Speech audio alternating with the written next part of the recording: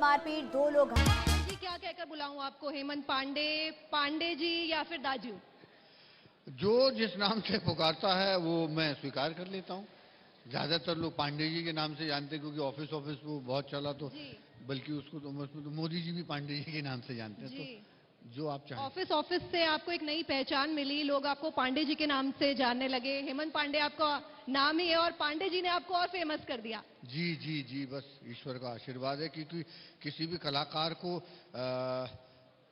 किसी चीज के लिए पहचाना जाए तो वहां से उसकी एक अलग तरह की यात्रा शुरू होती है, वरना कई लोगों का संघर्ष इसी बात पे रह जाता है कि वो काम तो करते हैं लेकिन पहचान नहीं बन पाती है। जी तो ये ईश्वर का आशीर्वाद है। जी। तो कैसा रहा ये संघर्ष, पिथौरागढ़ से मुंबई तक का सफर? पिथौरागढ़ में आप जन्मे, आपकी पढ़ाई लिखाई पिथौरागढ़ में हुई, फिर उसके बाद वहां से मुंबई का सफर जहां आप बिल्कुल नए थे, स्ट्रगल का दौर।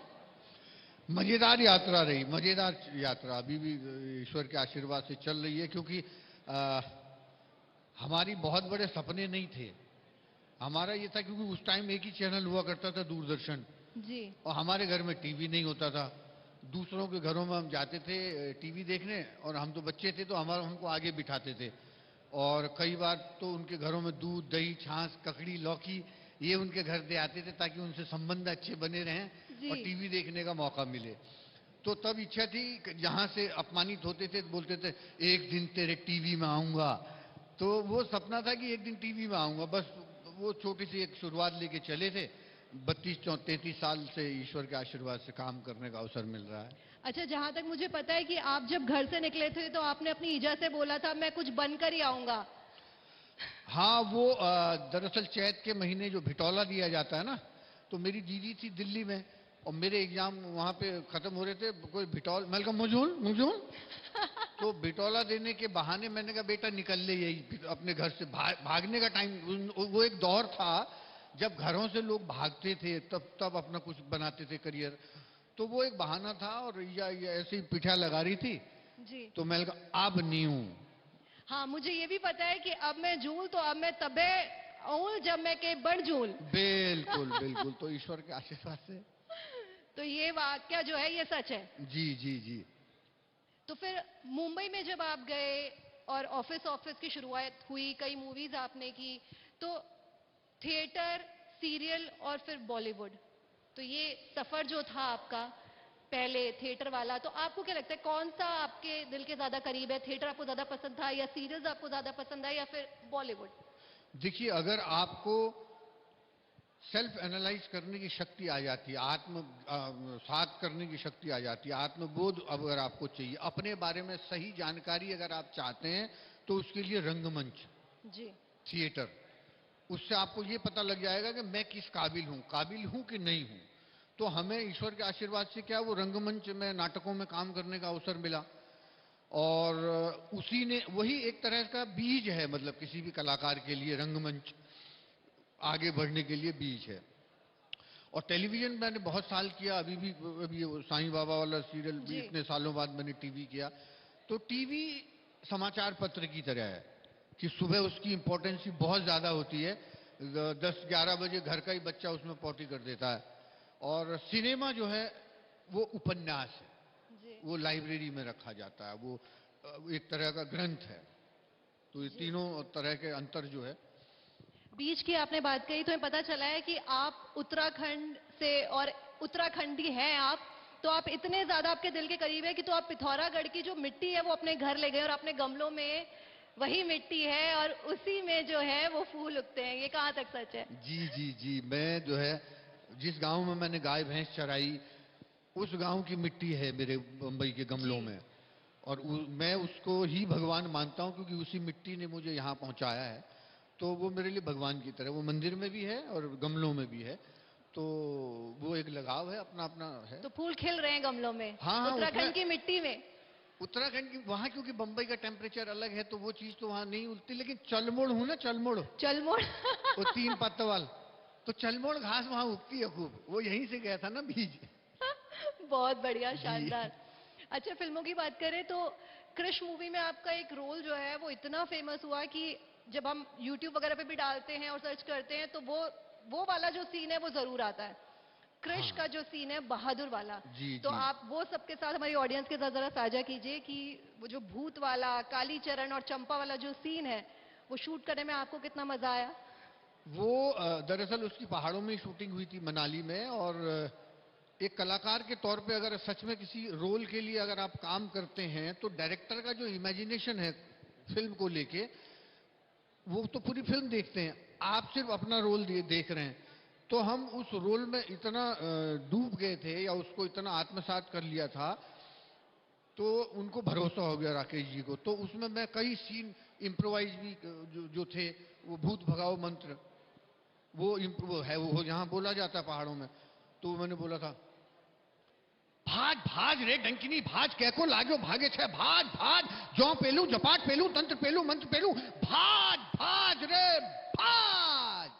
तो वो उनको अच्छा लगा। मैंने रिहर्सल में किया, तो राकेश जी ने बोला इसको रखो ये मन। तो आप कुछ अच्छा करते हैं तो डायरेक्टर को क्या है, भाषा की कोई सीमा सिनेमा के लिए भाषा आवश्यक नहीं है। जी। विजुअल आप उनको अच्छा लगा, जेस्चर पोस्चर अच्छे लगे, और वो शब्द कहीं ना कहीं उनको लगा इस किरदार के साथ अटैच हो रहे हैं, और वो कहानी भूत वाली थी, कालीचरण चंपा वाली, तो उन्होंने स्वीकार किया। हाँ, आपने ऐसा भूत भगाया कि प्रियंका चोपड़ा भी डर गई थी उस सीन जी में। जी जी, थैंक यू। अच्छा, उत्तराखंड की बात करें तो आप उत्तराखंड से, तो उत्तराखंड की कौन सी ऐसी डिशेज हैं, या उत्तराखंड में कौन सी ऐसी जगह है जो आप जाना पसंद करेंगे, और वो डिशेज हैं जो आप अपने डेली रूटीन में खाना भी पसंद करते हैं? देखिए, हम तो विदेशों में भी घूमते हैं, यूरोप जाते हैं या कहीं और भी जाते हैं। अच्छा अपने घर ही लगता है। हमारे यहाँ संसाधनों की कमी है, पूरी वो मानते हैं, चीजें नहीं हैं, सुविधाएं नहीं हैं, लेकिन अपना जो जड़ है, अपनी मिट्टी है, अपने गांव हैं, अपने खेत हैं, वो सबसे अच्छे लगते हैं। और उत्तराखंड में तो ऐसा है कि जिस जगह पे आप खड़े हो जाओ, वो जगह शूटिंग के लिए लोकेशन बन जाती है। जी। तो मुझे वो बड़ा अच्छा लगता है, अपना गांव अच्छा लगता है। और कहीं भी चाहे वो टिहरी, पौड़ी, गुप्तकाशी, या पिथौरागढ़, अल्मोड़ा, चंपा, लूघाट, कहाँ, धारचूला। और वहाँ की कुछ चीजें जो है हमारे बम्बई के घर में भी होती हैं, स्पेशली वो भट्ट और हाँ, गडेरी है, और वो पिनालू है, और गीठी है। जानना ही चाहती हो तो सुनो। जी, बिल्कुल जानना तुम्हारे लिए चाहेंगे। भी बिटौला मैं लेके आया हूँ थोड़ा सा, अरे वाह। क्योंकि मुझे पता है कि आप दिल्ली से आई हैं और आपका पहाड़ जाना होता नहीं है।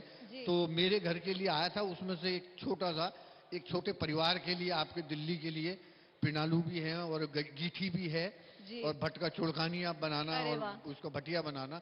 वो बैग मेरा आ जाएगा क्या इधर, कैसी? हाँ। तो ये पहाड़ की सौगात जो है, मेरे तो एयरपोर्ट में भी जब सूटकेस खुलता है तो उसमें से कद्दू ककड़ी लौकी मिलते हैं।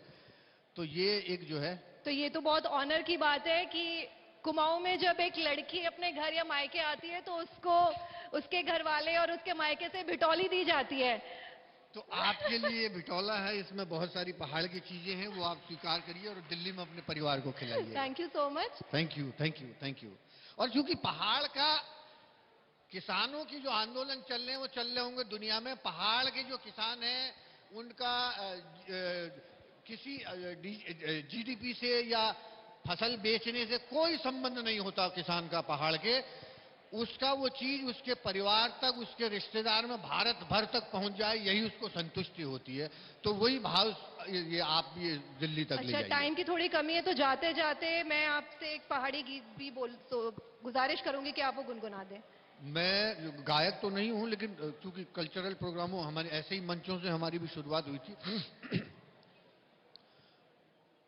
नरसिंगा बाजो तुर तुरी बाजी, नांगाड़ा बाजो बाजो होय होय, नरसिंगा बाजो तुतुरी बाजी, नरसिंगा बाजो तुतुरी बाजी, बाज गे मुरुली हुड़ुकी घमाघम, घमाघम, बाज गे मुरुली हुड़ुकी घमाघम। शानदार, बहुत बहुत धन्यवाद आपका हेमंत पांडे जी। और इसी बात पे एक और गाना और हो जाए। मतलब ऑडियंस की डिमांड आ रही है कि इतना अच्छा गाया और आप कह रहे हैं मैं गाना नहीं गाता हूँ। आपने तो ना कोई डिमांड है ऑडियंस की जो सुनना चाहेंगे? है वेणुपाको वारू मासा। तो सभी गाते हैं। मैं अब आपको बचपन में जो स्टेज पे हम करते थे ना वो हिट बासु न जानू जौल जीबिए के बालो कौतिका जौल जीबिए हिट बासु न जानू जौल जीबिए के बालो कौतिका जौल जीबिए चालकी न चसमालू लो चिलकी न गुड़िया चालकी न कसमालू लो चिलकी न गुड़िया तू मेरी माँ तेरो रंगीलो बुढ़ो तू मेरी बुढ़िया हिट मेरी बुढ़िया जौल जीबिए के बालो कौतिका जौल जीबिए। बहुत खूब, बहुत खूब, बहुत Thank बहुत you. धन्यवाद आपका हेमंत जी। बहुत बहुत शुक्रिया गीतिका इस सत्र के सफल संचालन के लिए। हेमंत पांडे जी आपका बहुत बहुत शुक्रिया। थैंक